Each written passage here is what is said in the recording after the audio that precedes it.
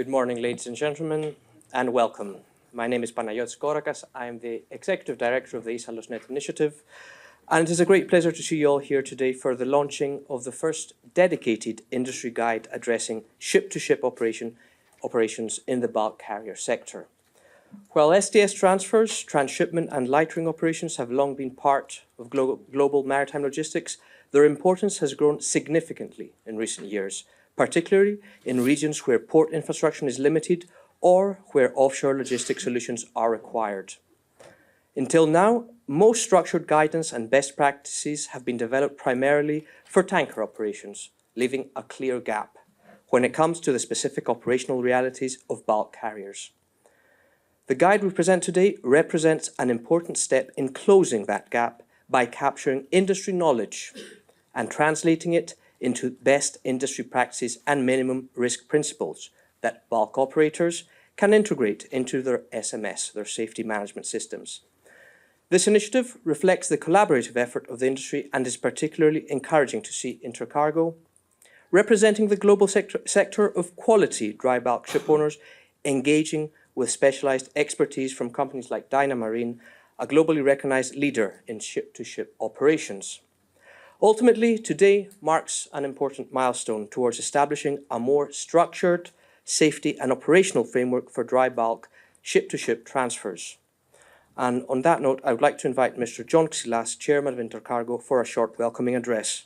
Mr. Xilas is President and CEO of Ariston Navigation Corporation, a dry bulk shipping company he founded in 2002. Educated at the University of Pennsylvania with studies at the Wharton School, he later completed an executive program at Citicorp. He currently serves as chairman of INTERCARGO, of course, and holds roles in several maritime organizations, including the Union of Greek Shipowners, Chelmepa, and is a founding member of Project Connect. Mr. Xilas, the floor is yours.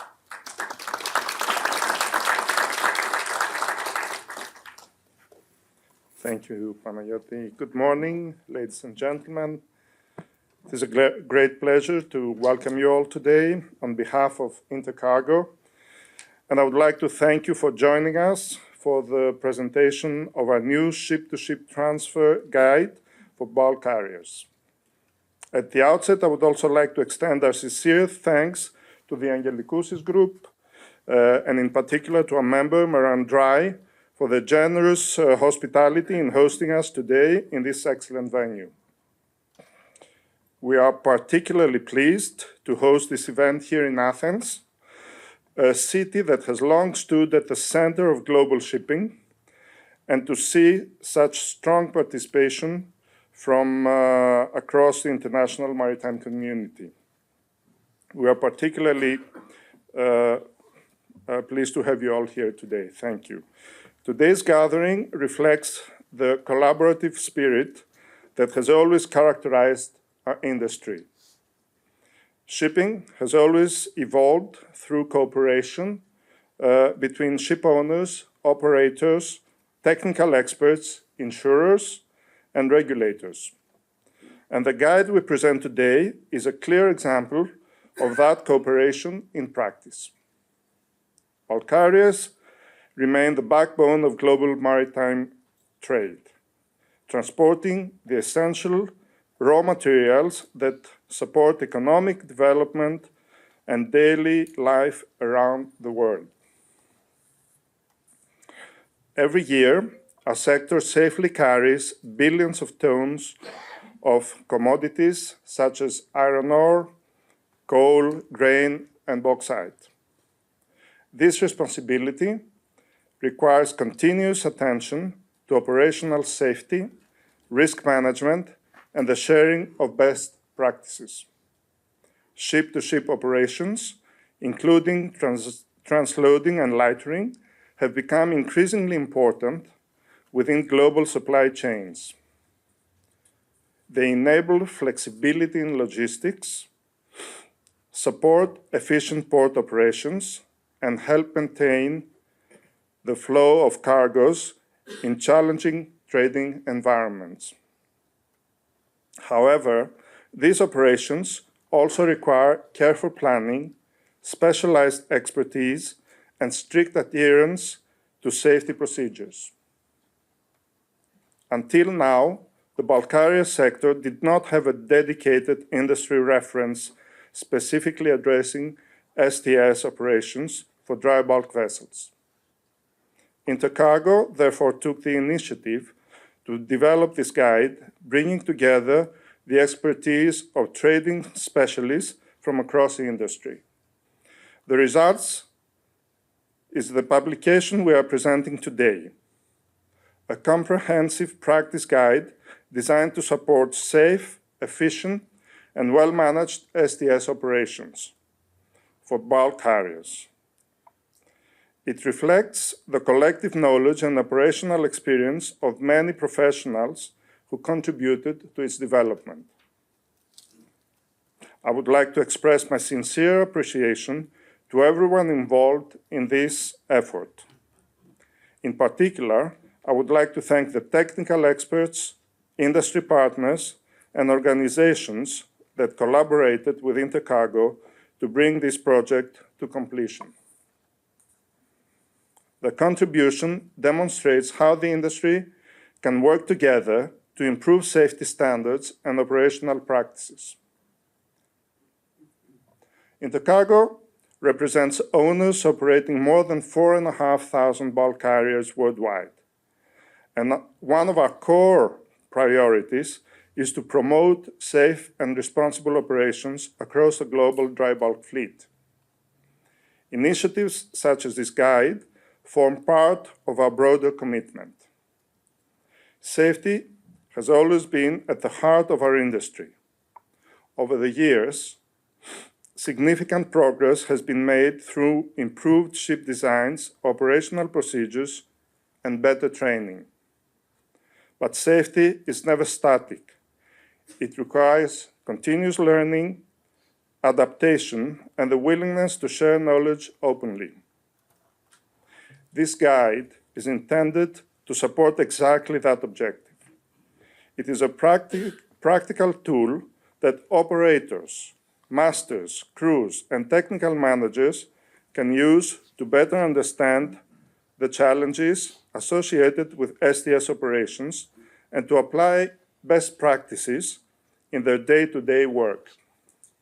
Of course, a guide alone is only the beginning. Its real value will come from how it is applied and discussed within the industry. That is why today's event is not only about presenting the publication, but also about encouraging dialogue and exchange of experience. In the program that follows, you will hear from several distinguished speakers who will discuss the developments of the guide, the safety initiatives that support it, and its practical implications for the industry. I would therefore like to thank all the speakers and contributors who will share the insights with us today, as well as the organization for their support and who supported this initiative. Before closing, allow me to underline one important point. The maritime industry continues to face significant challenges, from regulatory complexity and geopolitical uncertainty to the major transformation associated with decarbonization. In such times, industry cooperation and knowledge sharing becomes even more essential. Initiatives like this guide demonstrate that the maritime community is fully capable of working together to improve safety and operational standards while supporting the efficient flow of global trade. I'm sure today's discussion will be both informative and productive, and I look forward to hearing the perspectives of our distinguished speakers. Thank you once again for joining us today. And with that, I would like to invite Dimitri Monioudi, Chairman of INTERCARGO's Technical Committee, to introduce the guide and provide further insights into its development. Thank you. Thank you, Mr. Chairman. And with that strategic perspective from INTERCARGO's Chairman, we now move to the technical background behind the development of the guide. As Mr. Xylas said, we will have with us Mr. Dimitris Monioudis, Chairman of the Technical Committee of INTERCARGO, to take the floor. Mr. Mounioudis is a marine engineer with over 35 years of experience across technical, operational and management roles in shipping. Educated at University of Newcastle upon Tyne, he is Managing Director of Refirmis and Koulokoundis, a historic London Greek shipping company, and currently serves as Chairman of the Technical Committee of INTERCARGO. Mr. Mounioudis. And good morning from me. Thank you for everybody giving up their Tuesday morning. Very much appreciated. And I know it's chaos trying to find a parking space around here. Thank you, Panayoti, for excellent venue. We have to work a bit on the parking, I think, going forward. Huh? So I know most of you here are members of INTERCARGO. However, we do have some who are not, and those who are not should be. So I encourage you to join. And also we have some representatives from the press. So I'll give you a few words about what INTERCARGO is, where we're coming from, where we are, and where we're reaching out to. So INTERCARGO has been around since 1980. It was convened in 1980 in London. The late Antonis Chandris was the main driving force at commencement. We are accredited NGO at the IMO since 1993. So we are participating at the IMO with all topics that affect the dry cargo sector. We represent, obviously, the interests and the views of what we consider the world's quality ship owners. Bulk carriers are the largest shipping sector, roughly between 13,000, 14,000 ships. We are representing the quality side of that sector. We propose solutions. We are trying to influence and shape future decision-making. We address the practical challenges that dry bulk sector is facing on a day-to-day basis. We provide a platform for discussion amongst our members and share experiences on topics, various key topics, operational, technical, regulatory. The Secretariat is based in London because London remains the primary regulatory center. So we've got the IMO there, obviously legal, chartering are there. However, Greece, I don't say Athens because it could be Piraeus, it could be Kalithea, Marousi, etc. But overall, the cluster here obviously is our number one hub as far as number of members and number of ships represented. Where we are right now, as our chairman, Mr. Xilas, just mentioned, we are representing over 450 companies from over 35 countries worldwide. And roughly on deadweight side, 40% of the world fleet. I just mentioned now what we're trying to do, dealing very much on the day-to-day operational challenges and sharing the experiences.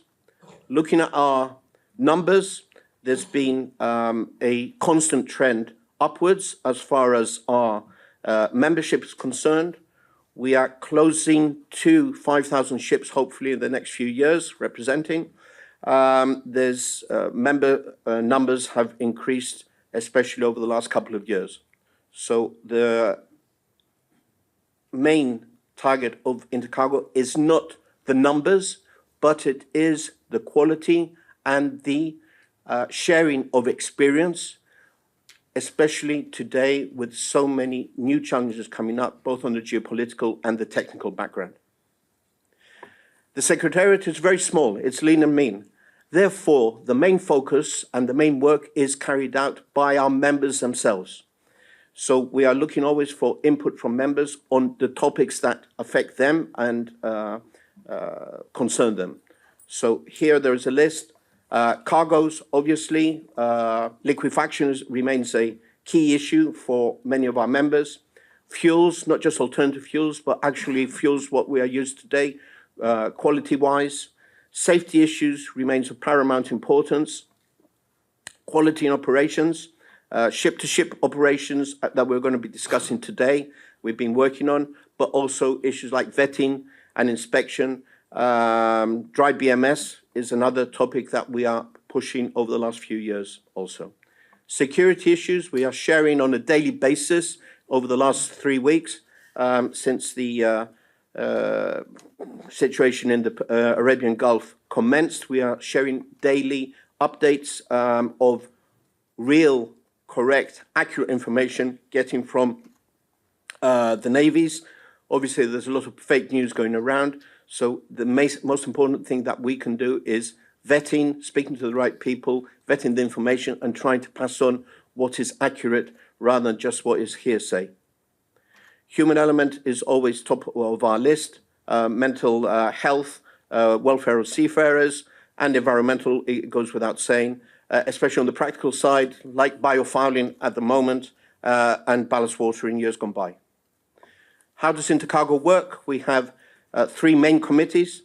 At the top of the pyramid is the management committee, which deals with the day-to-day decision-making. The executive committee, where we are extremely democratic. Doesn't matter what size your company is. There is one representative of each company on the executive committee and one representative on the technical committee. What I forgot to mention earlier is, although we have 200 members and we are proud to have members of large fleets like Oldendorf, like Maran, 40% of our members operate less than 10 ships. So there is a great balance between the smaller companies and the big companies. NYK, sorry, I should mention, NYK is supporting this event also. So we really appreciate the engagement of big and small, and the whole idea is that everybody shares their experience. As I said before, the Secretariat is small, and therefore the main work is being carried out by what we call working groups, which are made up by members themselves, always organized, coordinated by the Secretariat. The working groups that we are working with at the moment are the quality panel, which deals with primarily vetting issues and chaired by Medaxi Absalti, who's here in the audience. Please grab her before she leaves late today if you have any questions on the quality panel and the works carried out there. Obviously, GHG emission working group has been very active over the last 6 years. Cargo panel that deals with the quality of cargoes, liquefaction, etc. We just started a new biofouling working group earlier this year, dealing with all the new regulations, not only in Australia and New Zealand. We've got new developments in Brazil and other issues that are coming up day by day in Europe and elsewhere. Draft survey working group, very similar to what we have here on the STS work. They are reaching the end of the deliberations, and there will be a publication hopefully available by the end of this year. I don't want to guarantee anything. It always takes a bit longer than we expect. A new group that we've just commenced also over the last few months is dealing with shore power. One of the main technical options to decarbonize or to reduce your emissions, at least, because obviously decarbonize, when you're talking about shore power, depends on where the power is coming from and how it's generated. But at least as far as reducing emissions on board is to hook up to shore power. So we're trying to work there in order to create some uniform specifications, because the worst thing that can happen is there's a fragmentation and different regulations apply in different countries. I know time is going on. The EU regulations working group, and we're just starting this month. Sorry, we're not into April. In April, as of next month, the bulk carrier new building spec. Again, those of you who are here, please support this new working group. We are looking to create some standard terms to go to shipyards, some standard requirements, and we think it would be very useful, especially for the dry cargo industry. Coming now specifically to the STS working group. The working group started back in 2020, early 2023. So as we were coming out of COVID, we started working on this topic. So it's actually 3 years, a bit longer than 3 years ago. The group was made up by, obviously, full members, ship owners, managed operators, specific specialist associate members, STS risk assessors, P&I clubs, and of course, coordinated by the Intercargo Secretariat. The purpose was to provide best practices for one of the most complex shipboard operations, with the aim that STS transfers are carried out in a safe and environmentally responsible manner, thus protecting the crew, the environment, the vessel, and cargo. Now, the guide that is now available in digital form and will be available in hard copy in a few weeks' time is targeted towards masters, obviously, and the crew, operators, shore personnel, but also other stakeholders such as charterers, traders, service providers, etc. We are also inviting all the stakeholders to review the book, and at some point in the future, we will be looking to revise, again with input, and make it even better. Now, the question is, why now? The reason is bulk carrier vessels are increasing in size, so ports can simply not accommodate them in many cases. Cargo flows are shifting. We have new emerging regions like West Africa, where the infrastructure is still not there, and therefore STS is a requirement. There's a huge variability compared to the tanker and gas industry. All tankers and gas carriers have had regulated STS transfers for decades. However, on the dry side, that isn't the case. There is a huge number of operators, there's fragmentation, multiple charterers, and there is simply no existing dry bulk global standard. So this is one of the operations that carried out with, which needs an urgent guidance. We have had accidents and incidents over the last years, and therefore INTERCARGO felt it extremely important to support our members in order to deal with this. It's practical, it's not theoretical, it's designed for real-world dry bulk operations, not ideal conditions. We are not academics.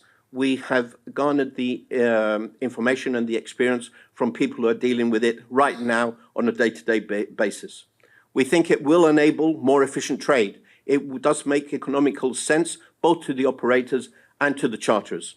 If things go ahead smoothly, if they're organized well in advance, you're saving time, you're avoiding accidents, and therefore you're all making money. And the most important thing is you're creating consistency. Everybody will know at every given time what they need to do on each side, and therefore it's a win-win situation. In brief, looking at the guidance, you'll see that there are 7 chapters.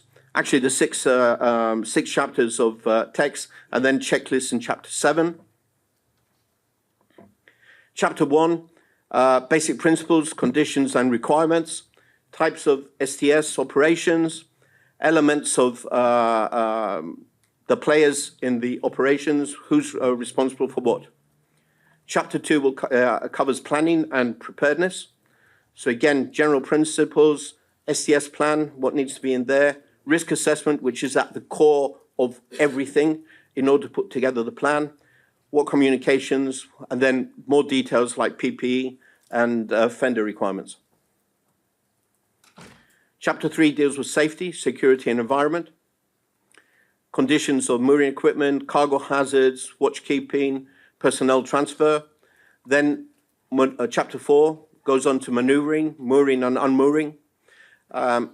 And chapter 5, operations alongside, preparations for the cargo transfer, ballast operations, loading plan, etc. Chapter 6, obviously, emergencies. Always emergency preparedness is of paramount importance.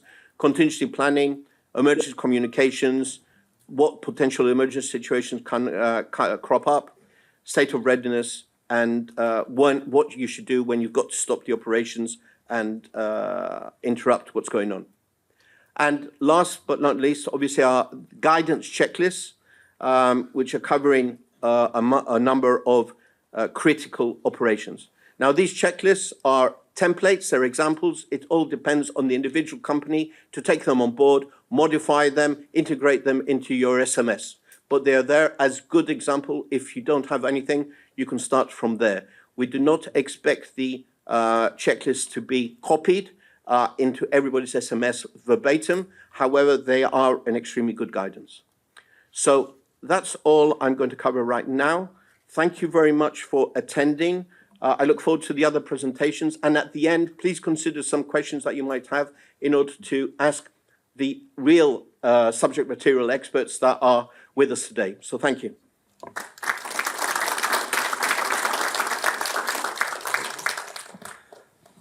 Thank you, Mr. Mounioudis, for outlining the technical effort behind this initiative.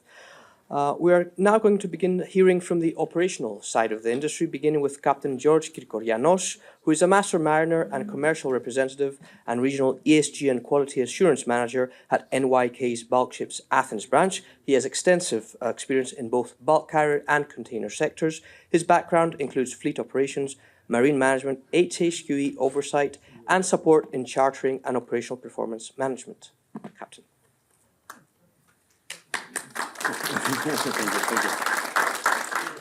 Kalimera, good morning to everyone. Dear President, Mr. John Xilas, Mr. Dimitris Mounioudis, dear colleagues, ladies and gentlemen, thank you for inviting me to join here today as NYK representative. NYK also likes to note our strong support for INTERCARGO's work and projects, of course, through active participation across each committees and working group. We are fully member and we are participating fully.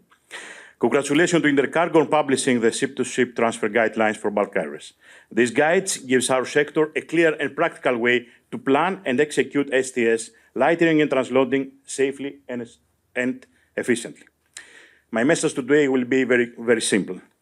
Safe STS starts with information, and the shippers are having a key role, because the quality and timing of the information are providing and determine the quality and timing of the operation. When full details arrive early at nomination stage, not on vessel approach stage, masters can verify compatibility, plan equipment and mooring, brief their teams, and set firm go or non-go limits. When information is late or incomplete, the risks rise and delays follow. What we need from shippers: early, complete, and consistent. Cargo details, handling characteristics, including moisture or dust behavior where relevant. Total quantity, parcel sizes, indebted transfer date rates, and any sampling quality requirements. Vessel and equipment compatibility. Dimensions affecting freeboard and mooring geometry. Available cranes or grabs if used. Safe working loads and clear fendering and mooring line limits. Location and logistics. The exact STS position, local restrictions and permits, and the support craft arrange, tags, launches, fenders, stevedores, and surveyors. Timing and weather window, a realistic schedule, the weather and swell limits to be respected at all, and contingency options if conditions change. Procedures and contacts, agreed VHF channels, working language, a sync point of contact assured for quick decision, and the emergency environmental controls to be applied absolutely. Providing this package upfront lets all parties use the guidelines checklist properly and removes the need for the last-minute changes. This matters every day in places where dry bulk STS is routine, like Indonesia, Bangladesh, West Africa, Black Sea. So we have noticed different regions, different conditions, but the same conclusion. Clarity in advance equals safety and efficiency on the day. Looking ahead, with the Simandou iron ore project in Guinness coming on stream, we can expect more bulk STS activity in West Africa. That makes early complete information from shipper even more critical to plan safe locations, equipment, and weather windows. To close, 3 plain requests to shippers. Be early, share the full information package when a STS is first planned. Be clear, use a simple, standard template, cargo, rates, limits, location data, logistic contacts. Be consistent. Align voyage instructions with the new guidance and avoid late changes that compress planning time.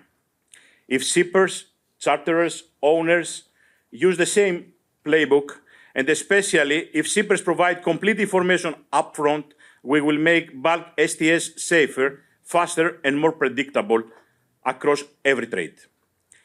Warm congratulations to INTERCARGO on this important step, and my thanks to all colleagues here today. Thank you a lot.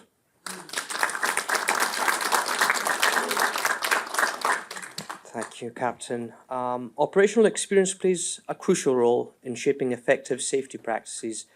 Ship-to-ship operations in particular require specialised expertise and a strong culture of due diligence from ship owners and industry stakeholders. Over time, many of the most meaningful safety initiatives have emerged directly from operational experience and the systematic analysis of real operational data, which is essential for building reliable risk assessments. With this perspective in mind, it is my pleasure to welcome Dynamarine and Alexandros Glykas to present their industry-driven approach to enhancing safety in STS operations. Mr. Glykas is the founder and CEO of Dynamarine, specializing in ship-to-ship operations, risk management and maritime incident investigation. With decades of experience in maritime safety and engineering, he has contributed to major casualty investigations and advises ship owners, P&I clubs and regulators on STS safety, operational assurance and compliance. He is also active in maritime training and academic lecturing. Mr. Glykas. Thank you very much.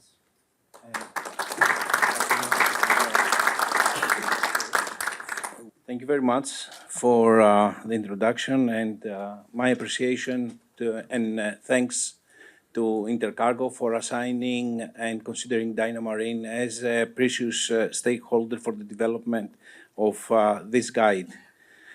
We are at the beginning. We haven't finished the guide. We just started developing the recipe in order to develop safe STS operations in the future. We're in the start of something great. We are here, we are together, and today it's a celebration.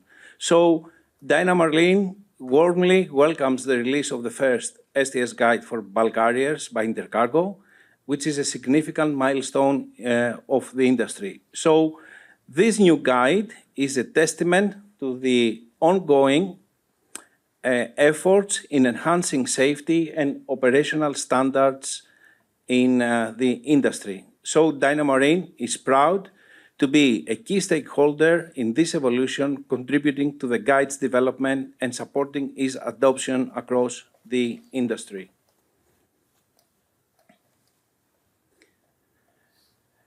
Dynamarine brings over 15 years of experience in the STS sector, actively participating in thousands of operations worldwide as a risk assurance partner. With a growing network of member vessels, Dynamarine has consistently improved safety and reduced incident rates through transparent and effective procedures. As a key data provider for Equasys since 2023, Dynamarine continues to shape the future of STS operations with its OSIS global database. OSIS is now integrated with SignalOcean and AXS Maritime, receiving live AIS input to calculate STS risk. Dynamarine rewards our clients through provision of data and number of resources 24/7, as well as claims. Claims have been an additional source for designing and delivering best practices.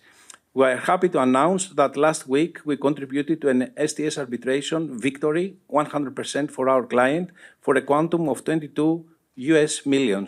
That was an additional milestone for the STS sector and ship owners and the top 5% arbitration award.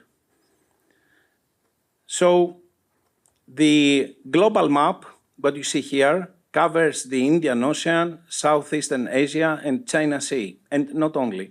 But this map, this part of the map, highlights potential STS locations.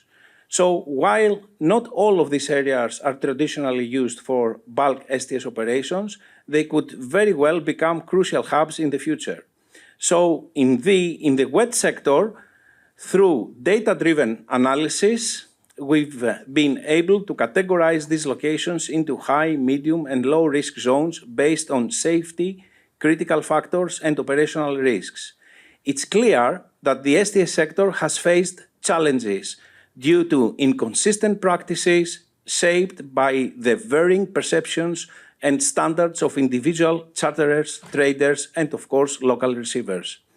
However, with the right data and collaborative approach, these gaps can be addressed, leading to safer and more standardized operations. So if you consider that the STS sector could be represented as a circle, like this, then while various gaps in the wet sector have been addressed through statutory regulations like SOLAS and MARPOL, as well as best industry practices outlined by OCIMF, a significant gap remains in data analytics.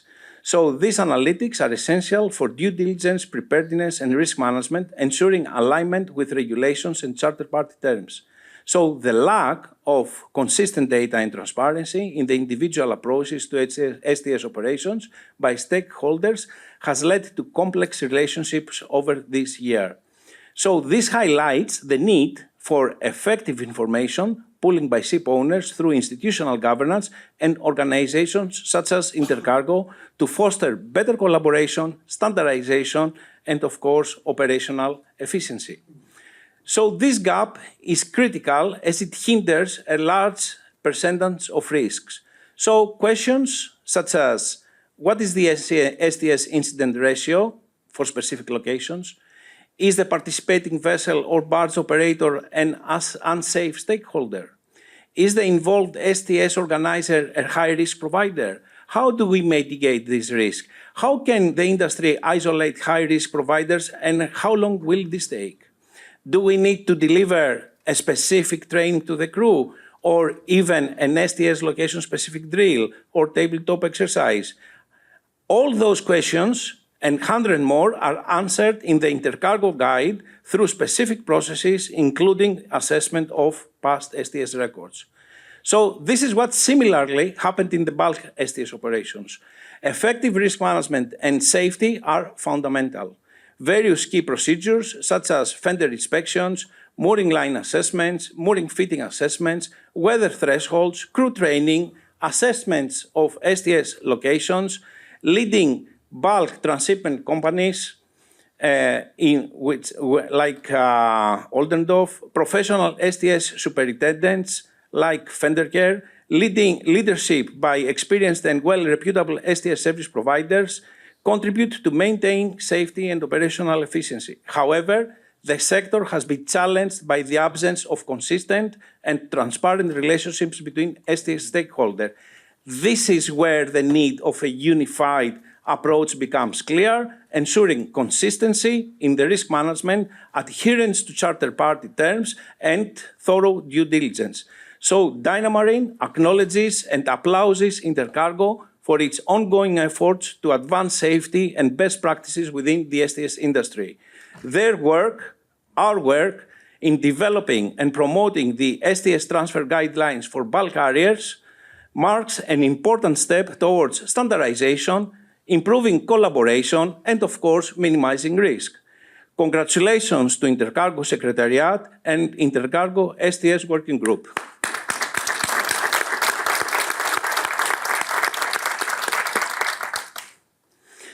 What you see here is part of the history of STS, started back in early 1960s when the large VLCCs arrived in the Gulf of Mexico in the USA, or Gulf of America nowadays. So ever since then, STS has gone through transformation, and this transformation was led by the first best practice guideline published by OCIMF in 1975. So ever since then, the industry has gone through changes triggered through requirements for amendments of the guidelines, and sometimes such amendments were driven by fatalities and casualties such as the Prestige incident. Leading today, where we are, in 2026, we are 51 years apart from when the first STS guide was published. That's why this day, today, for us is a celebration, and it marks the start of something new. So the future role of Dynamarine in shaping the bulk STS sector with INTERCARGO is driven by strong sense of responsibility. By leveraging the OSIS database for global STS data, Dynamarine will contribute to support stakeholders through enhanced data sharing with Intercargo. The company is committed to advancing risk management, improving vessel preparedness, and sharing valuable insights with Intercargo members. Additionally, Dynamarine will prioritize crew training to ensure effective operations and long-term safety within the STS sector, fostering transparency and continuous improvement. So this proactive approach solidifies our role as a key stakeholder in enhancing safety and efficiency across the industry. We strongly believe that effective risk management in bulk STS operation requires reliable data, marking the beginning of the data-driven era for this sector. Dynamarine advocates for self-regulation through transparency and Intercargo best practice guide, where all STS stakeholders can actively design, track, and assess operations. So in this evolving landscape, global stakeholders require guidance to navigate the complexities of the bulk STS. So this is the highest value of this guide. And furthermore, the STS guide emphasizes the importance of crew familiarization with STS procedures, ensuring that terms are well prepared, that all the teams, are well prepared for safe and efficient operations. The core of risk management rests in the Intercargo Best Practice Guide, which serves as a comprehensive framework for effective STS operation. The guide, published this month, emphasizes the importance of monitoring through processes, continuous improvement, and operational safety and efficiency. So key components such as improvement and risk mitigation are interconnected with essential elements such as crew training, benchmarking, and preparedness. Furthermore, corporate strategy, location regulations, and the exchange of resources and data are critical in ensuring a consistent risk management. We believe that all bulk carriers should be equipped with the original copy of the guide and the support and commitment to the important work of Intercargo. Last but not least, I would like to take this opportunity to thank my precious crew in Dynamarine, all the people that have contributed in the development of this guide during the last 3 years, and to make a note on George Papaioannou, all of them are here today, Nicholas Papagiannakopoulos, Nicholas Patronis, Petros Kanellos, Dimitris Fitas, Ioannis Liarokapis, Panagiotis Fikas, Margaritis Romfeas, and Katerina Diamantopoulou, our graphic designer, who is currently in Singapore and not with us. Thank you very much for your time. And if you have any questions, I'm looking forward to listen to them at the end.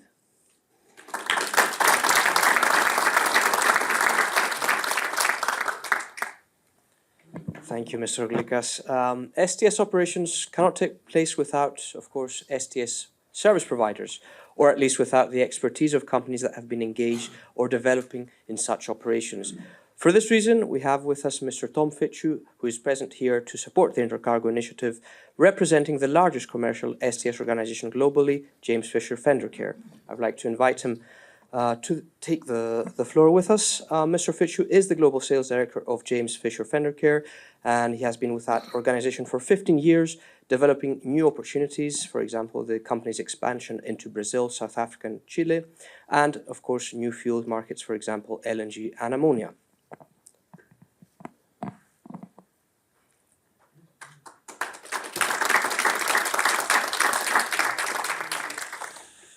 Good morning, everyone, and thank you to Intercargo for this event, and congratulations. I'm delighted to be making history with you, if this is 51 years in the making. As we've already touched on, STS is an essential part of global trade.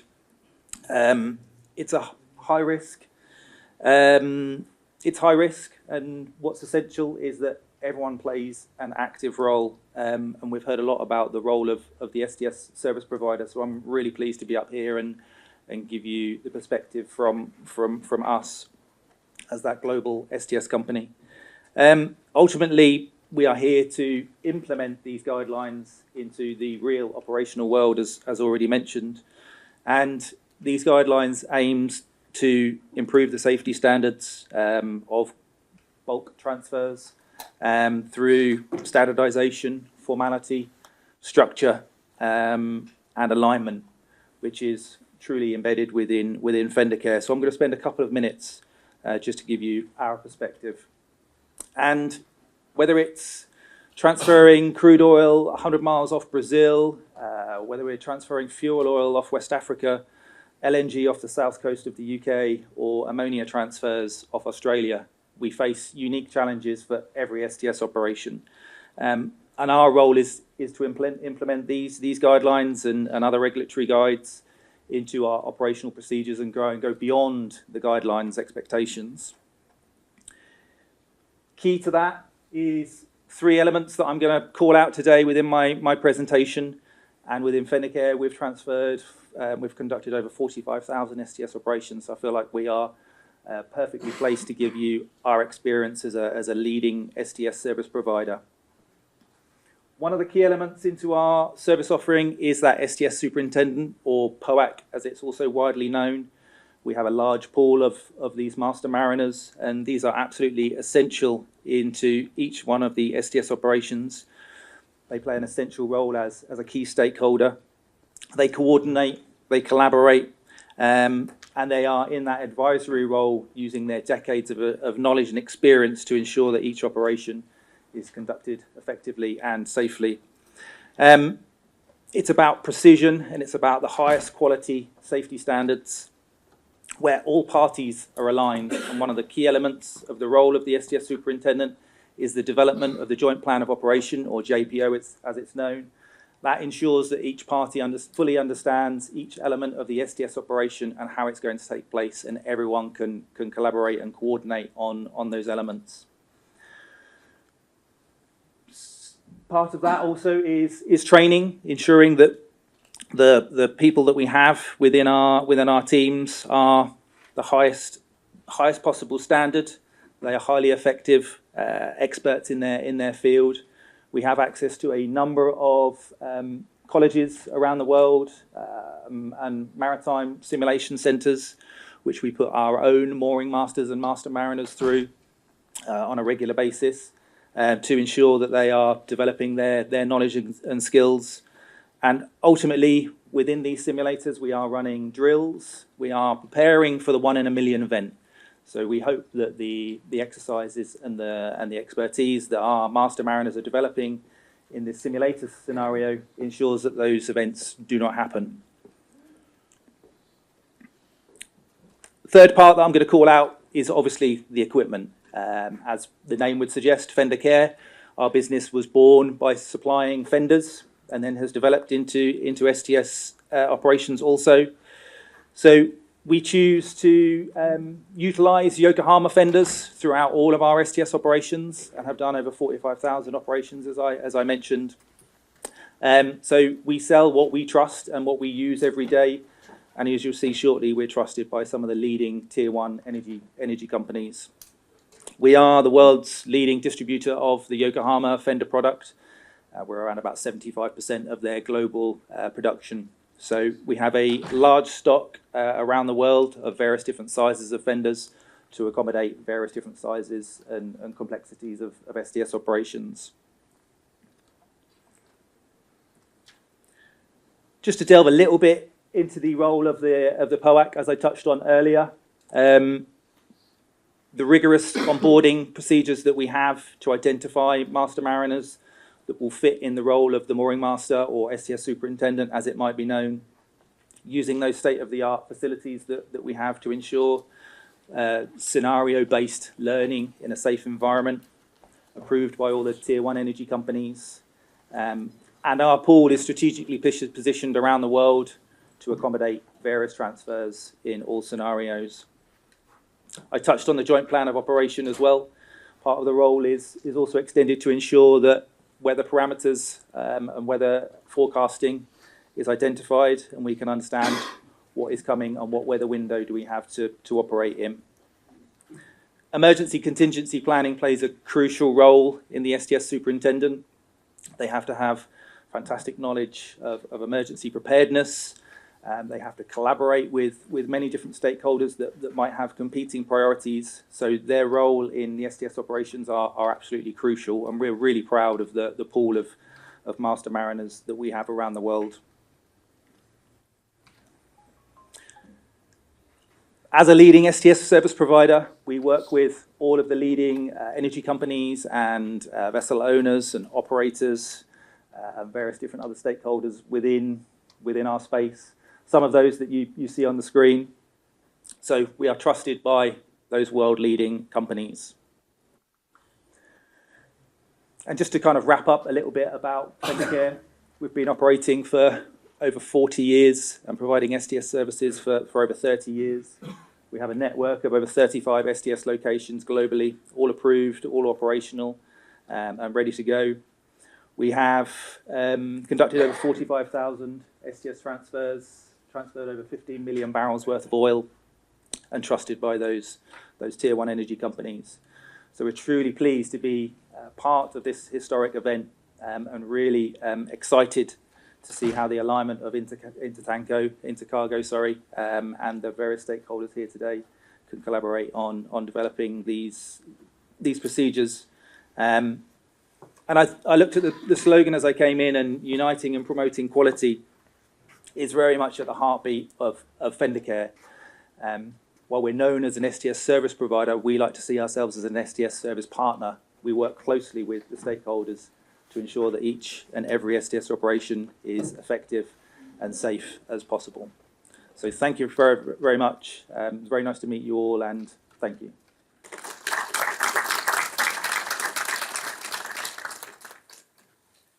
Thank you, Mr. Fitchu. Our next speaker, who I will soon introduce, represents a leading insurance P&I club. Clubs insure the risk of bulk STS operations, and from a loss prevention point of view, are interested, of course, in best practices that allow prudent risk management.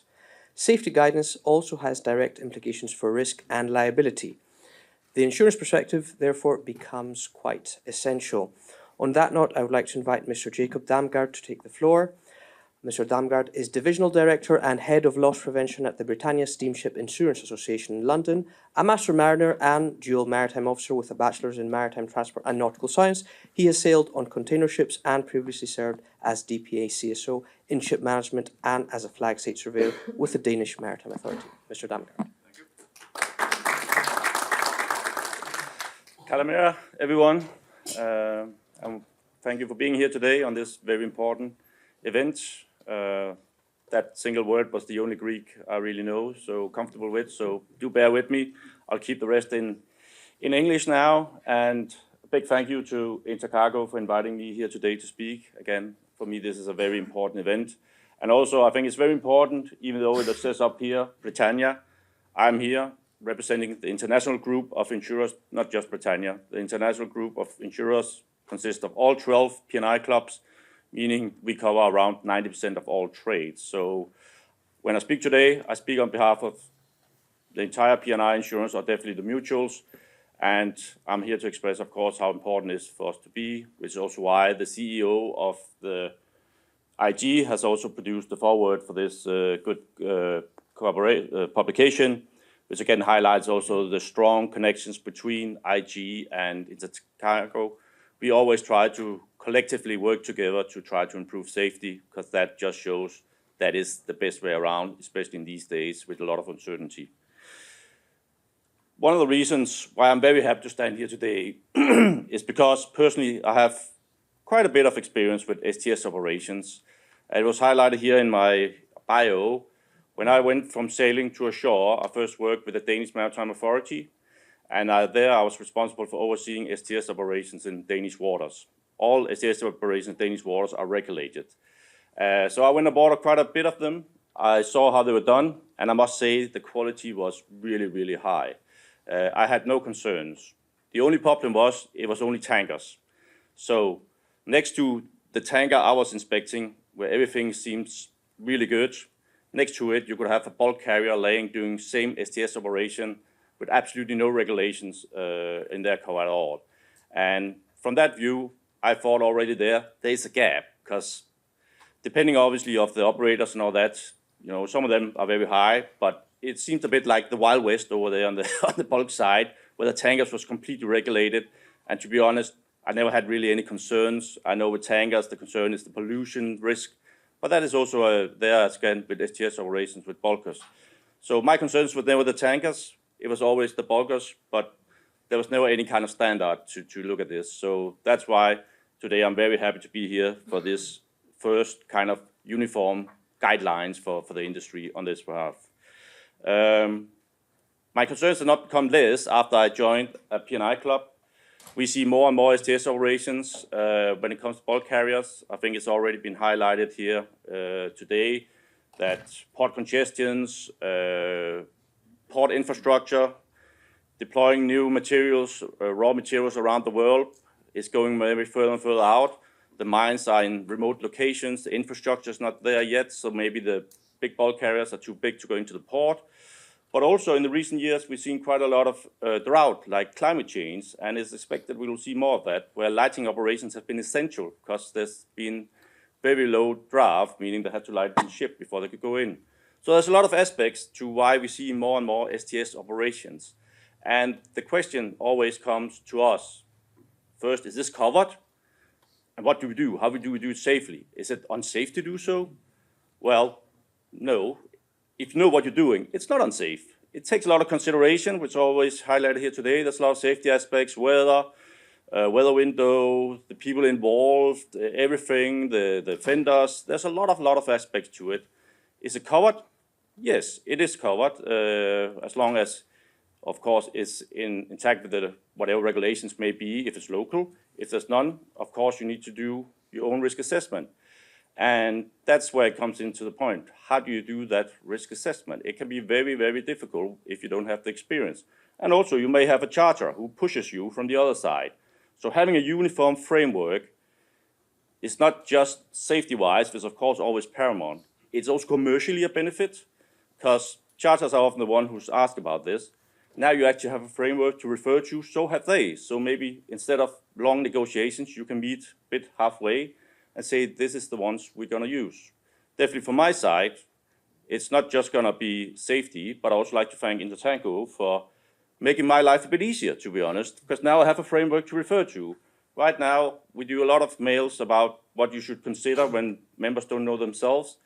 But at the end of the day, I sit in an office, my team sits in an office far away. You are the ones, the master and all that, who's out there. You are the one who are to do the risk assessment and do it properly. And later on, if it's not been done properly, well, then maybe cover may be prejudiced. So being able to refer to an industry guideline, uniform guideline, will always put you in a much better place as well.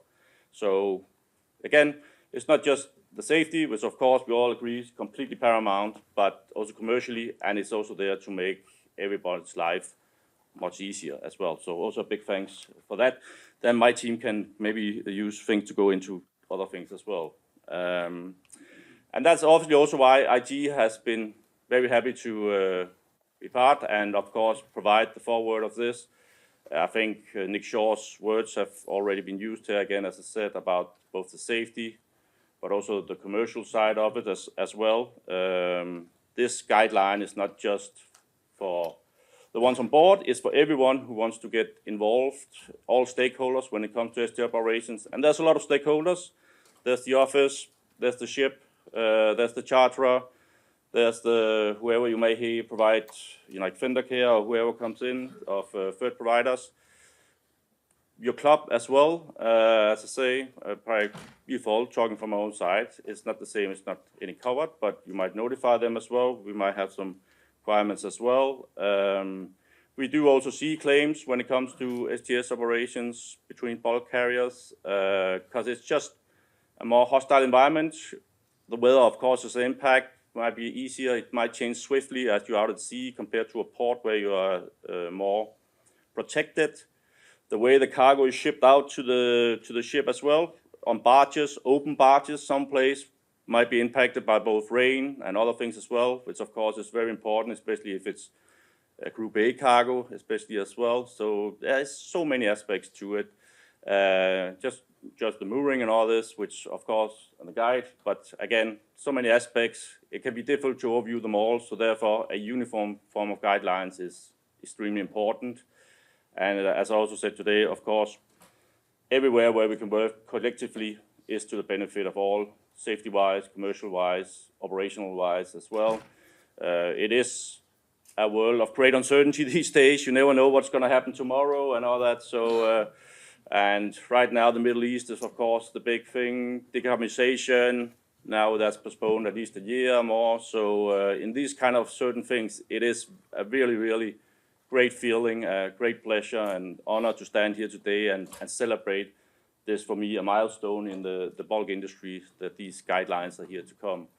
And on my finishing note, going back to my past in the maritime, Danish Maritime Authority with STS operations, back then, the legislation in Denmark referred straight to the STS guide from tankers, the OKIMF guide. That just showed how important that has become. Like, we didn't even want to bother making our own regulations, whatever. We just referred straight to it. Follow this one. If not, you're not following the rules. Whether this will come that far, we'll see, of course. But definitely, the more, again, we work together collectively, the more we can get uniformed in. It's definitely a huge milestone down the road. And it just will make every punch easier, much easier, and, you know, much safer, that we can be now refer to a common standard, which we can all live with. And of course, as it's also been highlighted, this is not the end. This is just the start. It all refers on feedback from you guys. Obviously, also from IT, we're happy to collect what we see of data or incidents as well, which can maybe add to its amendment later on and make it more useful. Because end of the day, it needs to be a useful guide. If it becomes obstructive in a way that's, you know, safety, one thing, but if it's overdo it, maybe people start to take the shortcuts, which we don't want to have either. So we want to make a guide which is safety is paramount, but also, of course, is realistic and identical to the things you see out there as well. And I say it's also a good negotiation point when it comes to the charters. So thank you all. Thank you again, INTERCARGO, for inviting us here today from IG. And Danko for inviting us on this landmark occasion. And we look forward to work closely together again on any kind of safety issues and try to enhance safety. So thank you.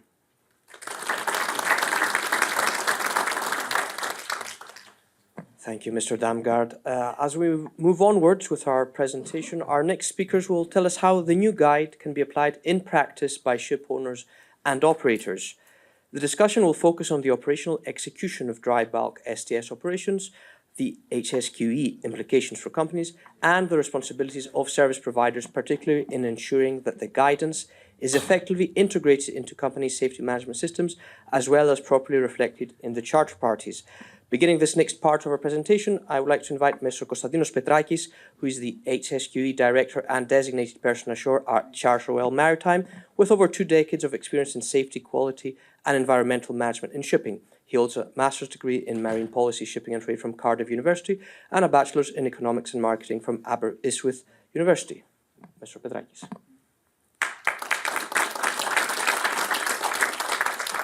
Good morning. Thank you, INTERCARGO, for the invitation.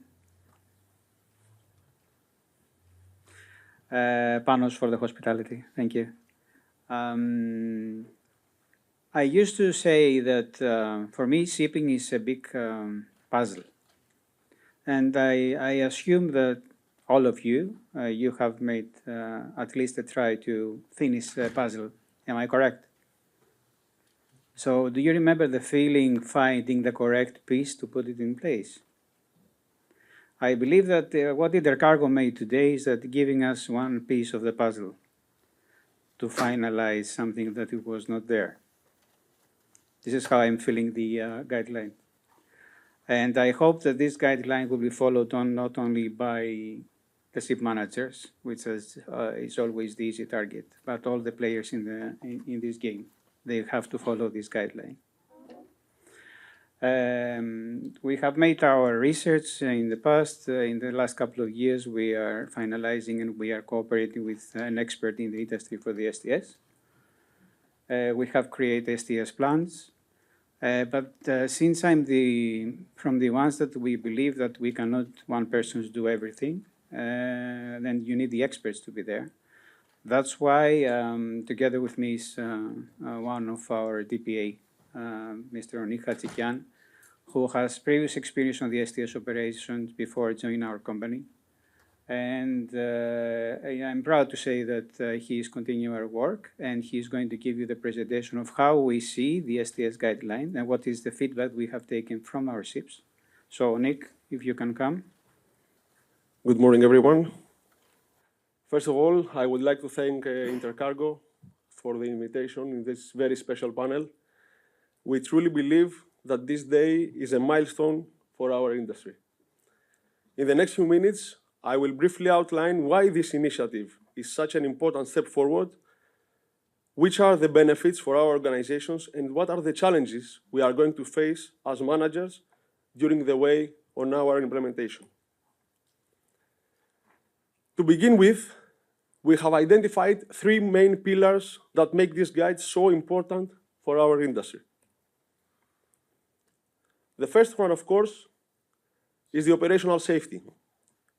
For decades, the STS in bulk carrier industry was conducted based on the personal experience of the participants and some of the best practices borrowed by the tanker industry.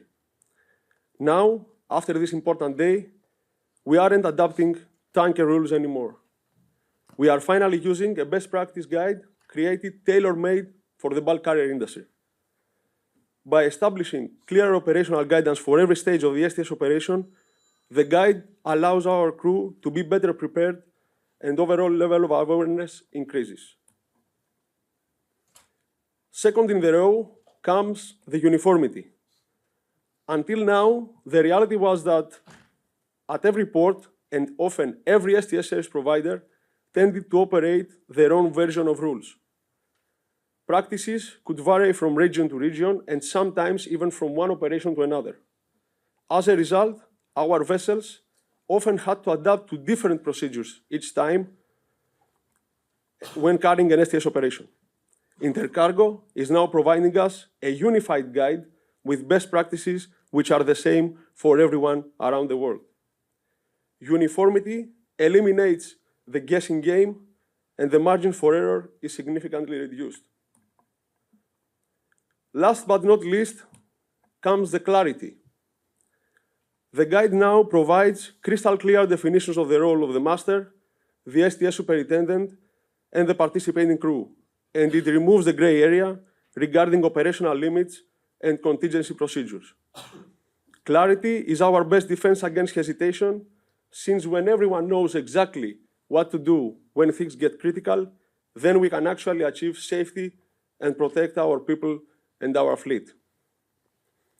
Having these three pillars in mind, I will now proceed with the presentation of the benefits that we believe that the new guide will have in our organization. In Chartwell, we strongly believe that the new guide will offer multiple benefits.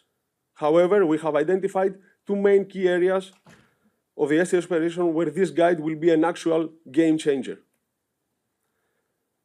The first one, of course, is the effective risk assessment.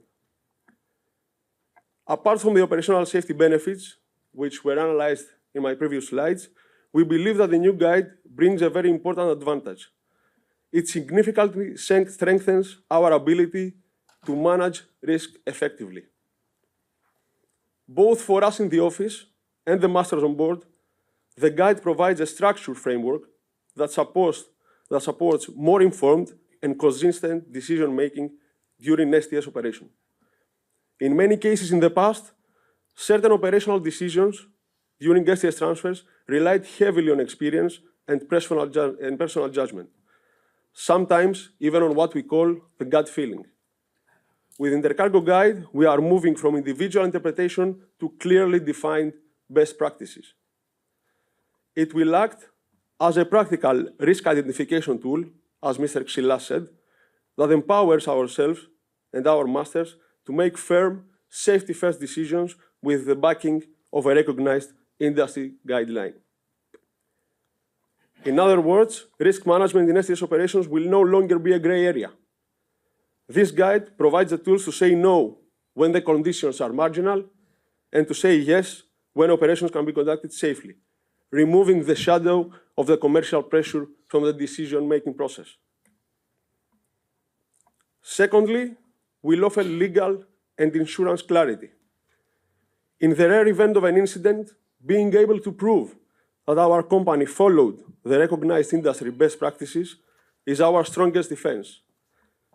Legally speaking, we did our best is not a robust defensive line during legal proceedings.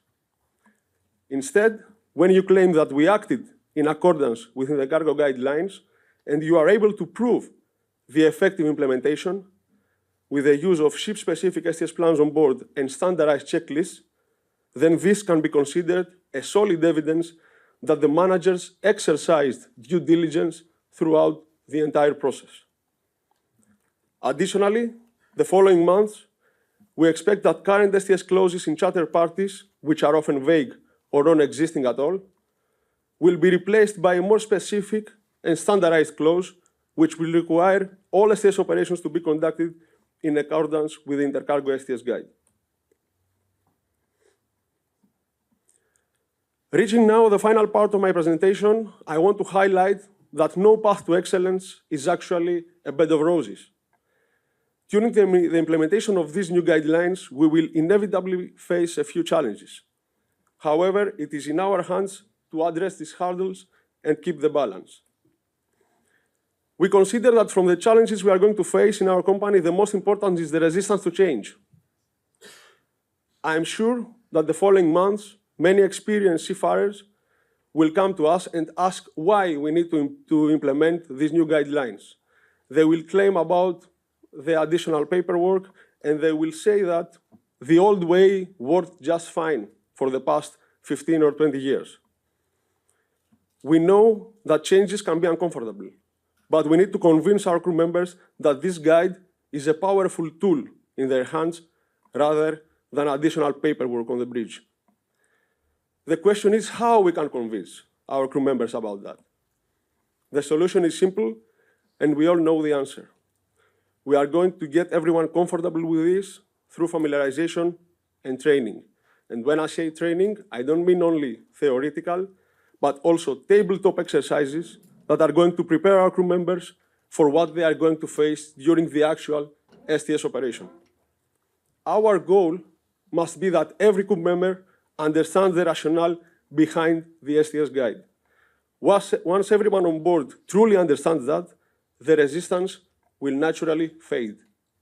Another challenge we may face during the implementation of the INTERCARGO STS guides relates to the readiness of the STS service providers around the world.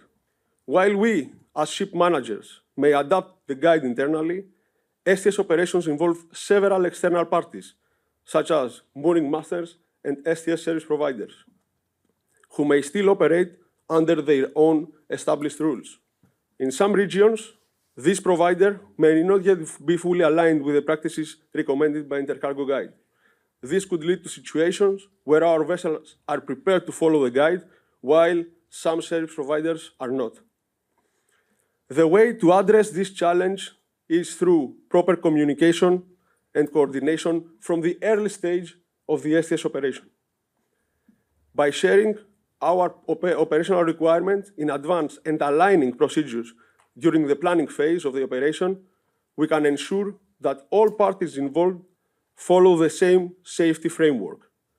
Additionally, during the pre-transfer meeting, our masters can effectively communicate the standards under which our vessel executes an STS.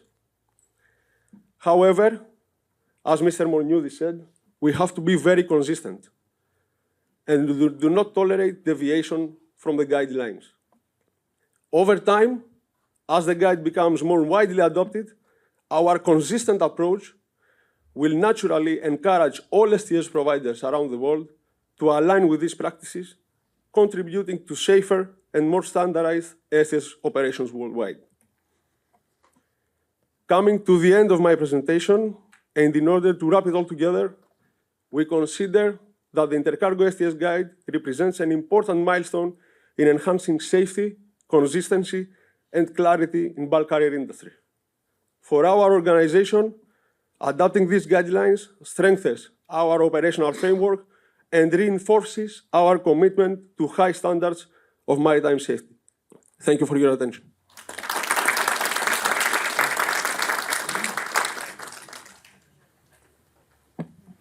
I would like to thank the representatives of Charterhouse and Maritime. And moving onwards, I would like to invite Mr. Emin Atalay, who is the project manager for transshipment projects Oldendorf. Mr. Atalay has graduated from Maritime faculty in 2001 and has had sea experience on a tanker vessel until November 2003. He then started working with Oldendorf's offshore unloading platform Transshipper on September 2004, where he still serves as a manager in transshipment projects. Mr. Atalay, you have the floor.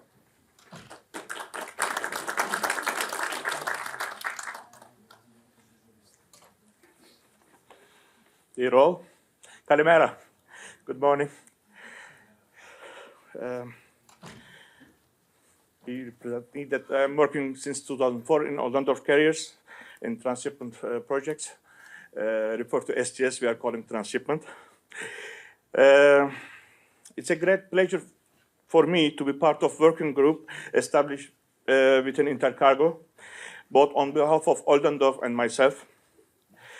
We would like to extend our sincere thanks to Dimitris and Ed from INTERCARGO for leading this initiative.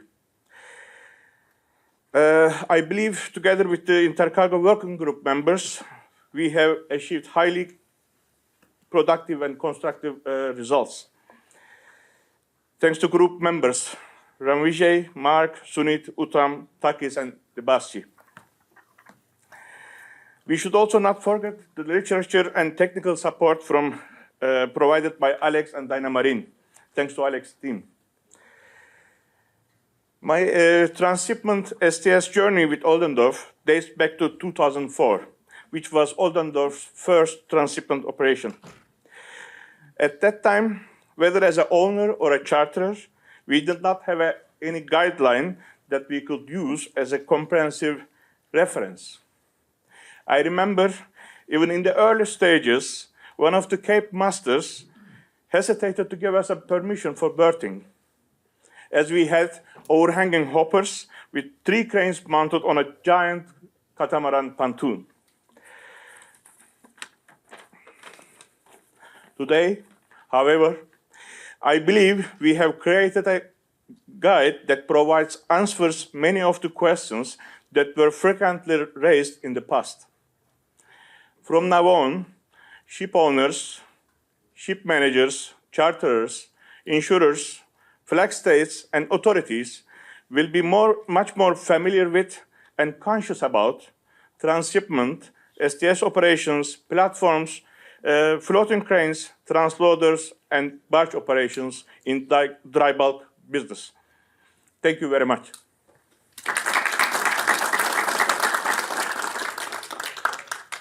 Thank you very much, Mr. Atalay. And now it is time to hear from our host today, representing the Angelikoussis Group. It is my pleasure to introduce Captain Panagiotis Nikiteas and Captain Stamatis Dimitrakis from Maran Dry Management. Mr. Nikiteas is the HSQE manager, DPA and CSO at Maran Dry Management, with over 36 years of experience in maritime operations, safety, vetting, auditing, and incident investigation. A graduate of Hydra, Merchant Marine Academy, he holds a postgraduate qualifications in international shipping and adult education, and is currently a PhD candidate.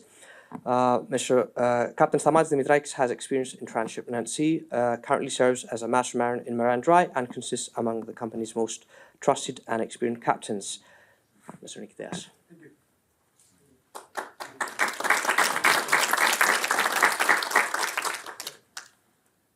Welcome to our premises.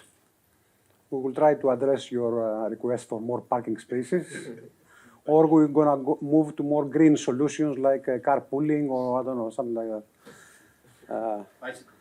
Yeah, much. Yeah. Thank you to INTERCARGO for moving ahead with that. Thank you to Dyna Marine for moving ahead. For us, and personally for me, it is a great pleasure to have here INTERCARGO. It is a great pleasure also to have here Dyna Marine. We are good friends with Alex for, I don't know, 15 years, easily. 16. Yeah. Yeah. And the history and the interaction and cooperation between Angelikousis Group and INTERCARGO had been, it's going back almost 2.5 decades now. Unity is power, and this is what we believe, and this is what INTERCARGO is doing. Knowledge and information is even more power, and this is what we are establishing now with this new guide. It is indeed a milestone. Why it is a milestone? Because bulk carrier industry had been known for not being so law-abiding, trying to do things easily, but this has completely changed over the last decade or so. INTERCARGO now is a pioneer and is self-regulating, not only expecting others to come to tell us how we do or how we should do things. We have started with dry BMS, and now with this new guide, we are telling the others how things should be done. Sorry, yeah. So we consider today's event to reflect the strength of collective industry engagement through working groups and participation from all stakeholders.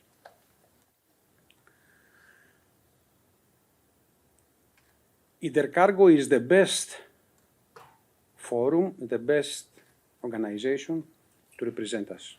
So as Dimitri said earlier, we also invite and suggest to everyone from our bulk carrier industry to join INTERCARGO. And the most important is one company, 100 vessels, one company, 2 vessels, one voice. Everybody has one member, and everybody's vote and everybody's opinion counts the same, which is extremely democratic and very unusual to have in our era. I'm doing a bit of PR work for INTERCARGO. I'll pay you later. Okay. We have seen the changes that have been done over the last years. We have seen the codes, the guidelines. We have seen the information sharing. I want to also speak a little bit about info sharing. I come from an era, I'm a graduate of 1991 from Maritime Academy of Hydra, and now it is 2026. So it is a full 35 years at sea and ashore and in various places around the world. My first experience with ship-to-ship was when I was working for a therapeutics company, Ionia Management, 1998, 99, and 2000, and we were doing ship-to-ship off Fujairah. And we had 2 40,000 tonners trying to come alongside VLCCs, and our vessels were working as bunker vessels, 40,000 tonner vessel working as a bunker vessel and trying to establish a contact. And our main concern at that time, sorry, I'm sharing some personal information here. But do the same. Yeah, they still do the same, yeah. And our concern was how to import illegally in UAE crossbows, because we needed crossbows to throw the hemming line. And crossbows in UAE were considered as weapons, and we couldn't import them, so we had to bring them from Oman and take them to our vessel so we can actually give the first line, because for those who know SDS, first line is extremely important to establish contact. From that era, we have come now to a completely comprehensive and impressive ship-to-ship guide that addresses risk assessment, training, tabletop preparations, and so on. What a journey and what an improvement. And it is thanks to people who have a vision, who have a dream to make our industry better. I have put down all these things and why we support the STS Guide initiative, but I will take some words from the guys who spoke earlier. This guide, and it's already mentioned by the representative of Britannia and the Union of PNIs, is that it should be effective. It should be practical, it should be realistic, not only a bunch of rules that nobody can really implement. And I take also the points that raised by Federer, and I did like very much that they had at first people, their master mariners. This is the key, this is the importance. Yes, we have standards, yes, we have guides. Everything, though, depends and still depends on our people who are experts, and with the support and assistance from a standardized framework, things will be done much better. In the middle of this slide, I have put, it reflects industry-driven collaboration for the benefit of stakeholders. So it's not only owners, managers that will be benefited out of it, but most importantly, this guide, we hope and we invite to work as a nudge, as a push to external stakeholders through commercial channels to improve their operations. Extremely important, this part, because, as I said earlier, typically the ship manager and the ship owner had been subject to, you should do this, you should do that, you should follow this, you should follow that. Okay, through vetting, through RightShip, through whatever organization we are working with. But now we have a guide that we have prepared through our working group, and we should be telling others how they should be doing things, because the operations are varying tremendously, whether you are, whether you are in West Africa, whether you are in Indonesia, whether you are off Canada. They varying tremendously, and they varying tremendously depending also on who the transshipment organization is, whether it is older than 4, whether it is somebody who decided one day to become an entrepreneur and STS makes money and let's get done with it. So indeed, and through the brokering channel and the commercial channels, and we have some friends here who can work on that, and it's already mentioned by Chato. It is important this to be part of future charter parties. We're going to do ship to ship, and we're going to do it in accordance with the guide. This is what we want, and this is what we like. And also mentioned, very, very nice and very important word, stop work authority. The vessel should have a stop work authority. And said, okay, enough. We're working, we have a guide, this is how we should be doing things. And here you are deviating grossly. And I told you one, and I told you twice, time to change. So we are extremely confident that through feedback, through improvement, through continuous work, it will contribute to a safer and more efficient operations worldwide. Thank you very much, and thank you.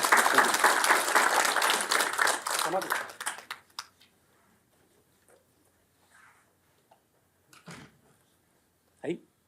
So I will try to be very short and brief. It's already late, and just give a practical view of the situation with STS on dry bulkers, and what we do as Maran, and what we expect from the new publication, which in fact what we need is it's the first actual publication for dry bulkers on STS on dry bulkers, and usually what we say is that we do it according to industry practice, but what is industry practice? From now on, we believe that this publication will be the industry practice and a point that we can refer when we are doing operations. I will give you a few examples of the STS operations that we do with our vessels. We mostly have a Capesize and Newcastlemaxes. So the places that we do operations are in West Africa, Indonesia, Persian Gulf, and Australia. And the challenges that we are facing there, and which we believe that the new publication might assist us. So in West Africa, probably you know, there is a great increase of volume, of export volume there. Over the last years, there are many STS providers, from various nations, locals, Chinese, Europeans, and they are all doing the same thing. And it has been very difficult and complicated for our vessels and for us to get information prior arrival, how the operation will be done. We are asking for to provide us details of their barges, of their vessels. Communication is very difficult, very challenging, and there are days or weeks of exchanges and calls and trying to see who can find to provide us information. Also, this is an issue that we have recently with RightShip, that during their inspections on our vessels, they always refer to STS operations and whether you have gathered the proper information from the shippers. And if the operations were in West Africa, there's not so many information. So what we are trying to do is at least to get the minimum we can get. The other region of STS operations is Persian Gulf. We do it with all of them, and also Australia, which are textbooks operations. This is, there is that. We do the operation there as it is probably in the INTERCARGO guide. And also in Australia, Northern and Southern Australia, they can give you anything. They are well prepared. They are professionals. Communication is excellent, and for our crews, they are very comfortable now. Third part, Indonesia. We are doing their operations for many years. The difficulties are again the communication and also the quality of their equipment, their barges, their fendering. We often get damages to the hull. We often get damages from their equipment. Also some safety concerns with enclosed spaces and all that. We are trying to address.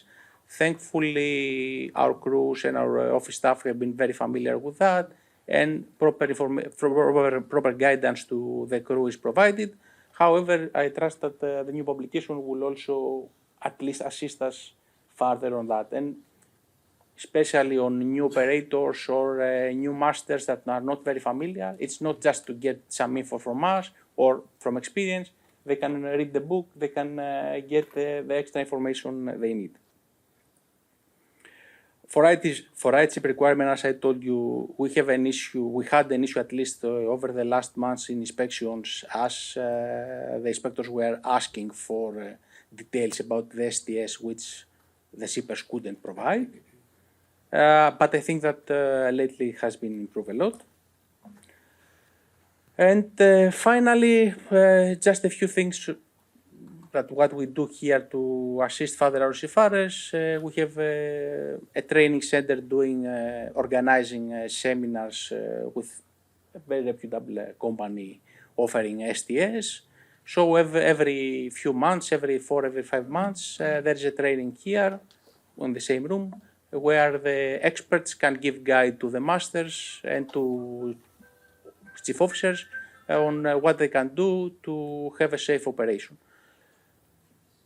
We expect that the new publication will also provide further assistance on that, and also we might have, because I presume that training is also part of, is required from the guide, so it will give us an extra push to organize more seminars, to do it more frequently, so we can have all the seafarers trained. That's all. Thank you very much. Ladies and gentlemen, thank you to all our speakers for their insightful contributions this morning.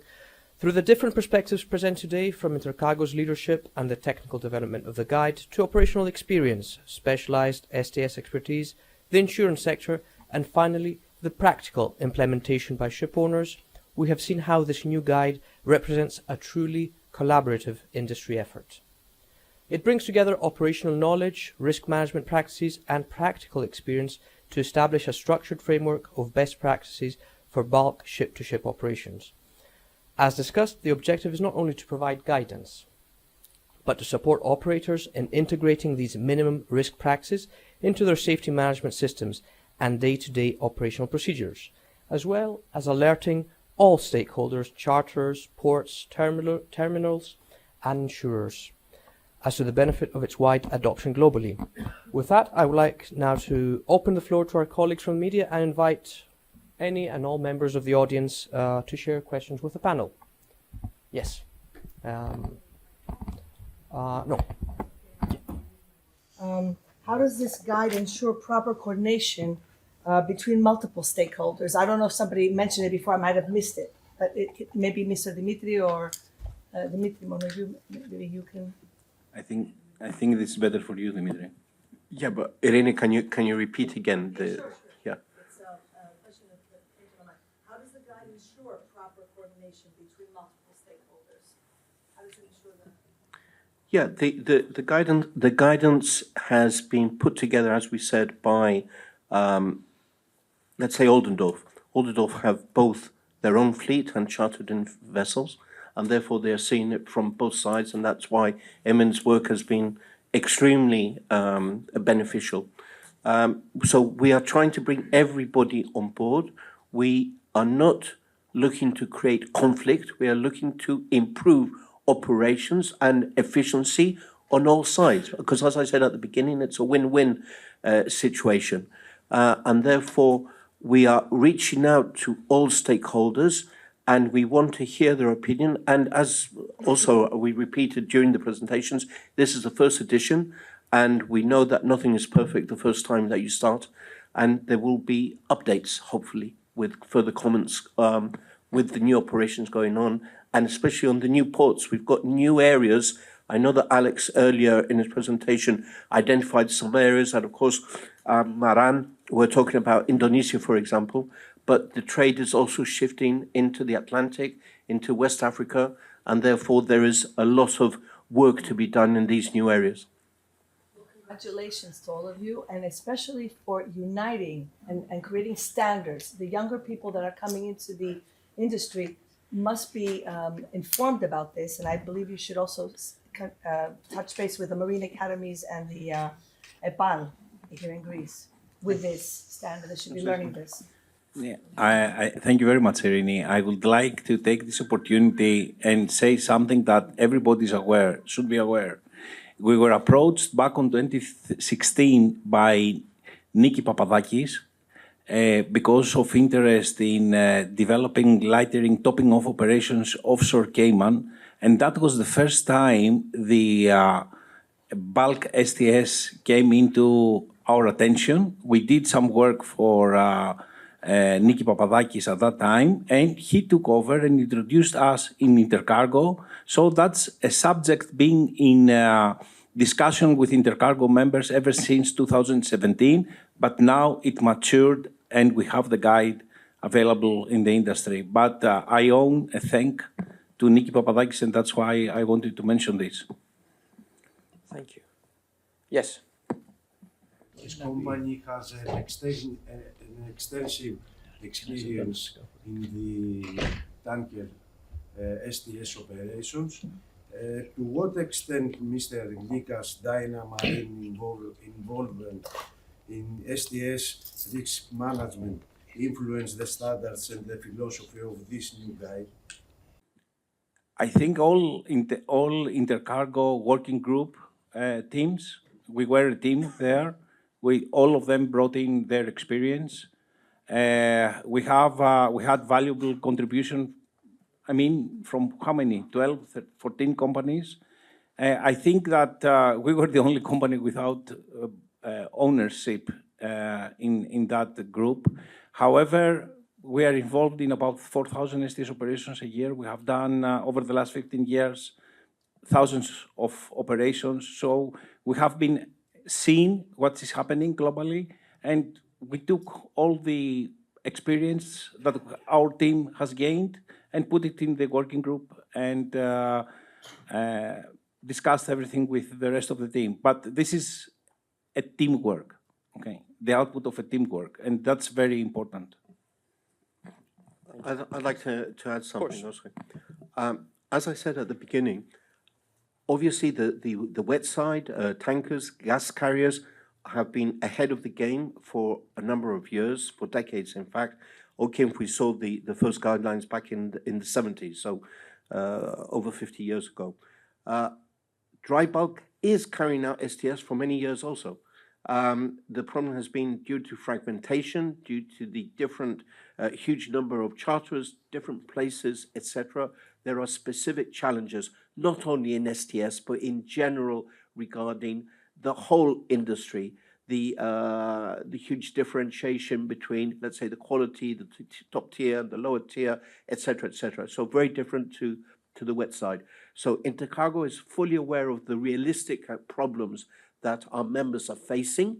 We are not living in a cloud cuckoo land. We know exactly what we're doing on a day-to-day basis, and we're there to support our members on this and other topics. Thank you very much, Dimitri. I will just, from a numbers perspective, just to give you an indication that bulk carrier STS started before the wet STS industry. Okay, so we have bulk carrier STS before 1960s.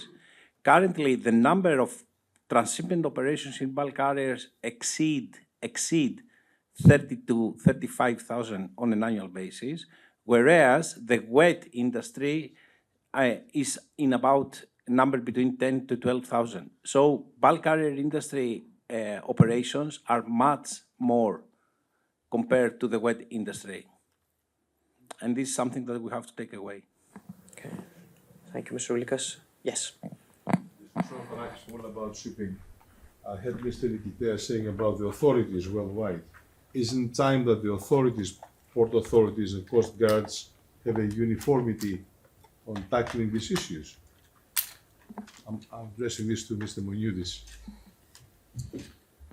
John, thank you for your question. In an ideal world, yes, it would be the case.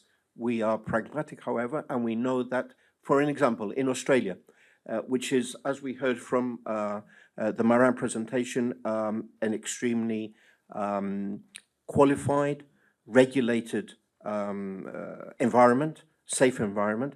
However, even there are different regulations applicable not only from port to port, but actually from terminal to terminal inside the same port. It is the way the industry has developed. Therefore, there is a huge difference from country to country, from port state to port state, as to who is in charge regarding different issues, different topics. Intercargo's job is to talk to everybody. It is to reach out to everybody. We cannot influence internally national regulations and national division of authority, but we have to find the right people to influence and to speak to. It makes our job even harder, to be honest. It would be great if the IMO could regulate every single port operation, but that is not the case. They can regulate shipping in international waters, but what is going on inside the port is a very different kettle of fish. Thank you. I saw a hand there. Yes. Hello, my name is Michalis Diamantis. I'm Master Mariner on LNG carriers, and I do have a question. Why now is the right time to set the standards of STS operation for the bulk carriers? As everybody said, it is being older than the wet. So I would like to have an answer on this one from Mr. Lekas or Mr. Dimitris, Thank you for your question. I'll give it a first go. You have to start at some point. Yes, ideally it could have been created 10 years ago, 20 years ago, 30 years ago. But that shouldn't be an excuse for not doing anything just because it's never been around. We have to start somewhere. There have been discussions for a number of years. It's all a matter of finding the right organization to set the standards. Individual companies have their own standards and they've been around for many, many years. However, they were applicable to their ships or their chartering vessels or specific ports. Intercargo is the voice of dry bulk. We are now established more than ever. We are the right forum, not to dictate to others, but to bring all the stakeholders within the same umbrella, discuss openly, transparently. During the working group discussions, not everybody agreed with everything at first chance. You can ask Emin about that later on. However, the whole idea is that we all are looking for the same goal of improved safety, and therefore we have come up with what we consider a good first start. I repeat that, and looking for more involvement. Thank you.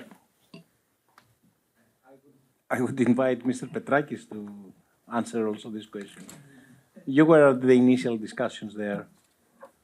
Why did you accept and Panagiotis, to start the discussions at this stage? For answering the specific question, obviously a lot of things happening nowadays in the bulk industry. The major changes happening. One of them is the STS as well, to put a firm framework and more safe environment. So we have been pushed to regulate, to put a framework by RightShip. So that's why this came up. It's a clear answer, I believe, on that. May I add that dry bulk industry is in a changing phase. I said that already in my short speech. The last decade,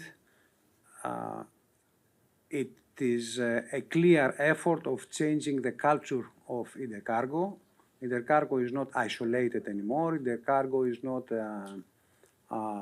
silent or not representing or not moving ahead or not making its own life a bit more difficult and challenging. INTERCARGO is representing owners who are also and primarily undergoing a culture change. So for me, the driving force for what we see today is the change of safety culture and regulatory culture of the operators and owners of dry bulk vessels. So this drives, and this is going and voiced up through INTERCARGO, and INTERCARGO with the stakeholders it works with, and make the changes that we see today. So I think if we look back, it is companies like Chartgold, it's companies like Maran, it's companies like Navios, like Berkebulk, all the other stakeholders, the PNI, the ICS, and so on, they need this change. This change was internal, not forced by anybody else. The companies are changing the way they do see their operations, and they want to level and increase the bar. So this actually, through INTERCARGO, is becoming a reality through new standards, through new guidelines. So that's how I see the process we are living in the last decade or so.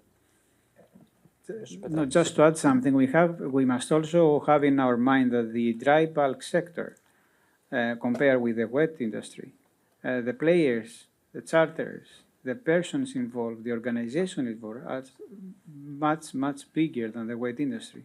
So imagine all these to sit down and discuss what they're going to do. It's a nightmare. It will take time, more time, obviously. But thanks to what we are here, we have started. I would like to add also that in doing our homework, when we were invited by INTERCARGO to participate in the working group, where we saw two recent incidents in fatalities in bulk STS. I mean, the last was on 2022, and the one before was 2021. So I believe that due to the Ukrainian conflict on 2023, we had an increase in bulk transfers in the Black Sea. So that incident attracted a lot the attention. It was the Tilbury incident. It is inside the MCA website, the Marine Coast Guard Agency. So that incident attracted a lot the attention of MCA. And in conjunction also with the sanctions in transferring Ukrainian cargoes, etc., I think they triggered interest in the international community about what is going on STS. You remember how STS was on the foreground a couple of years ago during the Russian embargoes. So that I believe that was an additional contributing factor in developing the necessity of the new guide. Thank you, Mr. Vlikas. I think there was one more question. Yes, sir. Good morning, sirs, members. I'm Captain Vivek from Fleet Management Cyprus office and working in the dry operations department. So my question is, this guide, what we have got, this includes the guidance for the vessels doing the STS only at anchors or also while underway. Because we recently got a request from a charter to do bunkers while underway in West Indies. So we never came across this before. It was very new and we never had experience of this. So does this guide provide any guidance for this also? Do you want to answer? That's why we added it. Do you want to answer? Please, please. The bunkering operations are not considered STS transfers. And however, the guide will give you insight on the risk management and all the risk mitigating measures that you need to develop. Whether something can take place or not, it depends on a variety of parameters. So the guide will not tell you what to do and what not to do. It will tell you how to calculate the risk. Then it's your decision. You will have to make your decision in order to proceed or not. Okay, but bunkering is not considered an STS operation. No? Okay, I think we can bring our presentation to a close. I would like to thank you all for your attention. And I would like to invite all speakers to join us at the panel for a commemorative photograph. Okay, so all speakers of today's event, if they could please join us on the panel.